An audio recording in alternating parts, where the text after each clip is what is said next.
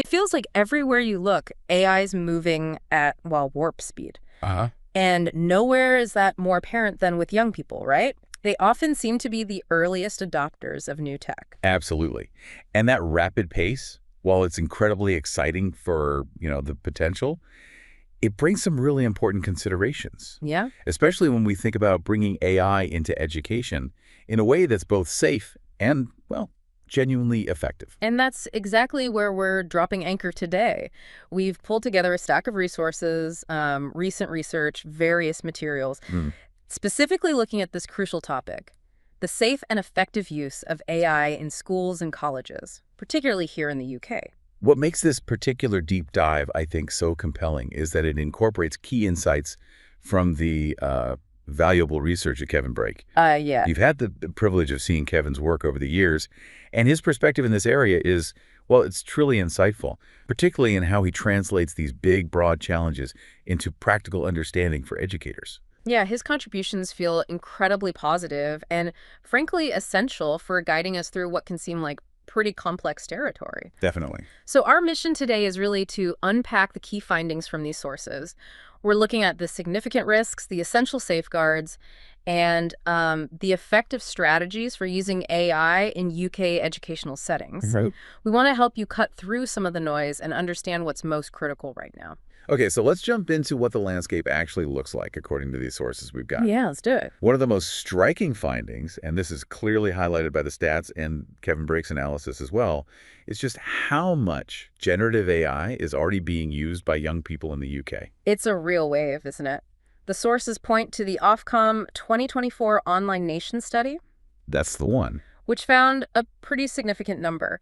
54% of 8 to 15-year-olds in Britain had used a generative AI tool just in the past year. 54%. And that number jumps even higher for the older teens. It hits 66% for 13 to 15-year-olds. Wow. And just to put that in perspective, the same study shows it's only 41% for UK adults. That's a huge difference. Really shows who's diving in first. It really does. And what are they using? Is it all just one tool? Well, ChatGPT comes out on top among kids. That's used by 37%. But here's the statistic that really resonates for educators. Okay. Over half of those age 15-year-olds who use generative AI said they would use it to help with schoolwork. Right there. That's the crux of it for schools. Exactly. As Kevin Brake's work underscores, that's the urgency. It immediately presents challenges, particularly around, academic integrity and how we define student effort. Yeah, you can't just ban it, realistically. No, banning isn't really a viable option, it seems. Educators need very clear expectations and guidance. And these sources, they kind of break down the core challenges into, I think it was 5 key risk areas that institutions absolutely need to get a handle on. Yeah, that's right. Do you remember what they were? Let's see. There was exposure to inappropriate or harmful content. Safeguarding stuff. Then inaccurate or misleading content, including bias, data protection breaches, intellectual property infringements. Right, the legal bits. And yeah, those big academic integrity challenges we just mentioned. Okay, good summary. Let's dive into those risks then, starting with safeguarding. The potential for young people to be exposed to inappropriate or harmful content through AI is a major concern detailed in the materials. And it feels like it goes beyond just, stumbling on something unsuitable, doesn't it? The sources talk about the sophistication now possible with things like deep fakes. Ah, yes, deep fakes. AI making it look convincingly like someone said or did something they didn't. And tragically, they highlight the serious and growing threat of AI being used to generate child sexual abuse materials, or CSAI. That's a deeply disturbing point from the sources, and it's one they really emphasize. They note how easily available the tools for creating this kind of material are becoming. Which must make detection incredibly difficult. Exactly. It significantly heightens the risk for young people online. And it's not just visual content either, is it? The materials also raise the potential for realistic AI avatars and chatbots to be used by malicious actors for grooming purposes. For a young person trying to distinguish between a real caring adult and a sophisticated AI designed for exploitation, well, that becomes incredibly challenging. Yeah, absolutely. What the sources also do, though, which is helpful, is connect these risks back to existing UK frameworks. Okay, like what? Well, they mention guidance like keeping children safe in education, KCSIE, Oh yeah, everyone in schools knows KCSIE. right, which outlines statutory safeguarding duties. They also link it to the UK's Online Safety Act, which puts duties on the platforms themselves, and the DFE's, the Department for Education's Generative AI Product Safety Expectations. So expectations for the AI companies. Yeah, things vendors should be doing around content filtering, monitoring security, that kind of thing. And crucially, the sources really reiterate that safeguarding isn't just a box-ticking exercise or, down to one person. No, it's everyone's responsibility. Right. In an educational setting, absolutely. It means policies need to be living documents, they need updating, and staff need proper current online safety training, which KCSIE highlights too. And your designated safeguarding lead, the DSL, is absolutely central to coordinating all of this, making sure it happens effectively. Makes sense. There's even a link drawn, interestingly, to the UK's counterterrorism strategy. Really? How so? Well, mentioning that AI can generate incredibly sophisticated extremist propaganda now. Right. I can see how that would be a problem. Yeah, it presents a real challenge for traditional detection methods and also for building resilience in young people,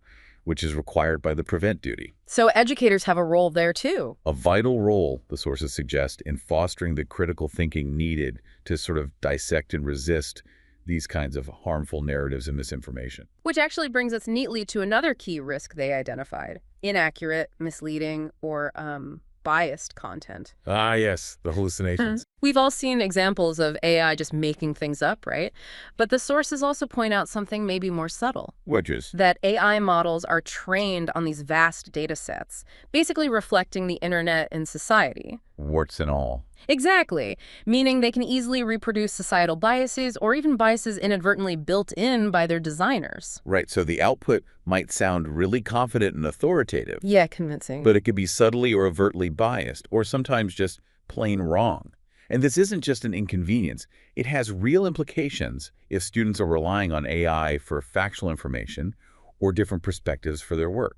So the message coming really strongly from the sources, and this is reinforced by Kevin Brake's insights into safe AI use, is that critically evaluating AI output isn't optional anymore. No, it's fundamental. It's a fundamental digital literacy skill for young people and for educators. Absolutely. Moving on, the sources also detail two more critical areas that need careful thought, and they are distinct, which is important: data protection and intellectual property. Okay, yeah, these get confused sometimes. They really do. They're often talked about together, but they involve different legal principles, different sets of rights. Let's break them down then. Data protection first. That's specifically under UK GDPR and the Data Protection Act 2018. It's all about safeguarding personal data. Right. Information about people. Exactly. And when we're talking about young people, this is even more sensitive. Children have specific rights, like knowing how their data is used, being able to access it, correct it, or even ask for it to be deleted. And they might be less aware of the risks than adults, generally speaking. For sure. So the risk with AI here is significant. If students or even staff enter personal or sensitive information, things like student names, their specific work, assessment data, sensitive personal details. Anything identifiable. Yeah, into an AI system that then uses that input data for further training. Well, you're looking at a potential data protection breach. A big one. You need a clear, lawful basis under UK GDPR to process personal data at all. And the sources really emphasize being transparent with students about how AI might use their data and what those potential privacy risks are. Transparency is key there. Okay, so that's data protection, protecting the information about a person. Right. Intellectual property, or IP, is different. This protects the creative work itself. Ah, the output, the thing someone made. Exactly. Think about a student's essay, a piece of art they created, maybe a lesson plan a teacher wrote, or even code someone developed. Under UK copyright law, that original work belongs to the person who created it. So a student's essay belongs to the student. Correct. And here's the IP risk with AI. If you take that student's essay and you put it into an AI system, maybe for marking or feedback, seems helpful, right? Yeah, tempting. But if that system stores or reuses their work, perhaps incorporating it into its training data, you could be infringing the student's copyright. Because they haven't given permission. Exactly. They haven't given permission for their original work to be used in that way, especially if it's one of those free public-facing tools where the terms are often buried or unclear about data usage. So the sources make it crystal clear. If you're using AI in a way that involves inputting student work, you absolutely need permission from the copyright owner. Which is the student or their parent or guardian if they're a minor. Got it. And there's also this other risk they mentioned, secondary infringement, where the AI output itself happens to resemble copyrighted material it was trained on. That can land users in hot water too. Okay, so it's complex. These points really tie back to the DFE's guidance on generative AI and the importance they place on doing data protection impact assessments, DPIAs, before you roll out new tools. Yes, absolutely. And this leads to one of the strongest recommendations coming from all the sources, actually. That's a point Kevin Brake's thorough examination really highlights too. What's that? Institutions should only use AI tools that have been approved and provided by the institution itself. Okay, so not just letting students or staff use any free tool they find online. Why is that distinction so important? Because institutionally provided tools are far more likely to be set up as closed systems, Meaning? meaning they don't use the data you input, like student work or personal information, to train the underlying AI model. Many free consumer-facing tools do exactly that. It's often how they improve. Ah, I see. The data fuels the machine. Pretty much. The sources point to Scott Hayden's example at Basingstoke College of Technology, where they very carefully curated and provided a specific closed AI system. Okay. And they spent significant time training students on exactly how to use it safely and appropriately within their rules.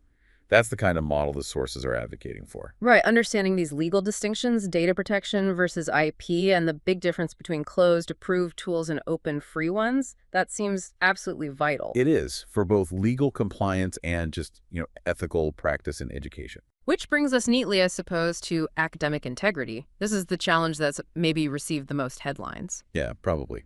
Students are already using AI for schoolwork. We know that from the stats we mentioned earlier. And it's becoming incredibly difficult sometimes to distinguish AI-generated content from their own writing. And the sources are pretty blunt about this next point. AI detection tools. Let me guess, not the silver bullet. Far from it. They're unreliable. They can produce false positives, so wrongly flagging original student work as AI generated. Oh, that's bad. And this risk is particularly high, apparently, for students who speak English as an additional language, EAL students. Plus, sophisticated users can often find ways to bypass them anyway. So what's the takeaway then? Well, the consensus in the sources is really clear. Relying solely on detection software is just not the answer. Yeah. They strongly emphasize the importance of professional judgment. Meaning the teacher's knowledge of the student? Exactly. Teachers knowing their students' typical work, their voice, their progress over time, that's seen as the most effective way to identify potential misuse, rather than just trusting a tool. Okay. What about for formal exams and assessments? There must be guidance there. Yeah, the Joint Council for Qualifications, JCQ, their guidance is critical here. Right. Student work must be their own. That's the bottom line. Right. And any permissible AI use, Yay. if there is any allowed in a specific context, must be clearly acknowledged. Failure to do so is considered malpractice with serious consequences. And does JCQ suggest how to check? They recommend manual checks, looking for red flags like inconsistencies in style or quality compared to previous work, unusual tone or vocabulary for that particular student, or maybe references that don't quite check out or seem fabricated. So human checks again, basically. Mostly, yes. Yeah. But integrity isn't just about exams, is it? It's about homework and unsupervised work, too. True. And the real challenge there isn't just about catching outright cheating, maybe. It's also about addressing the risk that students become overly reliant on AI. Yeah, just getting the answer without the struggle. Exactly. Bypassing the genuine cognitive effort that actually leads to deep learning.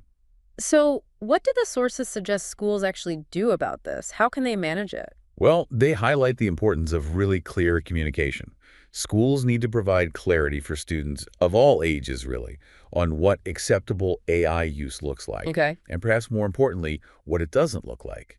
Setting that expectation that their learning should ultimately stem from their own effort, their own thinking, that seems key. Makes sense. Setting boundaries. Any other strategies? And they suggest adapting assessment design, too. So instead of assignments easily done by AI, maybe design tasks that require more independent critical thinking, personal reflection, practical application, or using local context, things AI generally struggles with. Get them to apply it, not just regurgitate it. Precisely. For creative or technical subjects, making the process visible, like showing drafts or iterations of work, is another strategy mentioned. Yeah, seeing the journey. And simply talking to students about their work, maybe as part of an investigation if there are concerns, can often reveal whether they truly understand what they've submitted. All right, a conversation can tell you a lot. This challenge around academic integrity. It definitely feels ongoing, doesn't it, as the technology keeps evolving. Oh, absolutely. It's Yeah. not a solved problem. But what's great about Kevin Brake's perspective, as it's reflected in these materials, is that it doesn't just dwell on the problems. No. No, his research findings clearly point toward practical, achievable steps that educators and institutions can take now to navigate these issues more effectively. He has a very positive outlook, actually, on addressing these challenges proactively. That's good to hear. In fact, he has a quote in the materials that I think really encapsulates this approach. He says, "Let's all share lessons learned and move forward to using AI effectively in training." I like that. Share lessons learned. Yeah, it's a call to action, really, to collaborate and learn how to harness AI responsibly, rather than just retreating from it in fear. And for you, the listener, whether you're an educator grappling with how to use these new tools, maybe you're a parent wondering about the implications for your child, or perhaps you're simply someone fascinated by AI's impact on learning. Yeah. Understanding these risks and the potential strategies coming out of this research is absolutely vital. It's about being informed, isn't it? To support safe and effective engagement with AI. It really is. It's a Yeah. complex and, as you said, rapidly moving area. So maybe a final thought to leave with everyone. Given this rapid evolution of AI and the ongoing challenges of detection and ethical use that we've discussed, how do we ensure that the future of education prioritizes authentic human learning and critical thinking above all else, while, still harnessing AI's potential benefit? That's the big question, isn't it? Balancing act. It's certainly a question that these sources prompt us all to keep asking, I think. It certainly does. Right. Navigating AI safely and effectively in education is definitely an ongoing process of learning and adaptation. But getting a handle on these key areas, from the sources, the risks, the safeguards, the strategies, that's a massive step forward. Absolutely. And you can find much more detail on these topics by checking out the resources mentioned throughout our chat. Look for publications on generative AI and education on UK government websites, particularly the DFE pages. Yeah, gov.uk is the place to start. And guidance from educational bodies like the JCQ is usually readily available on their own websites, too. Definitely worth exploring those resources if you want to dig deeper into the specifics we've touched on. For sure. And if you found this discussion helpful, please do like and leave a comment. We genuinely love to hear your thoughts and any questions you might have.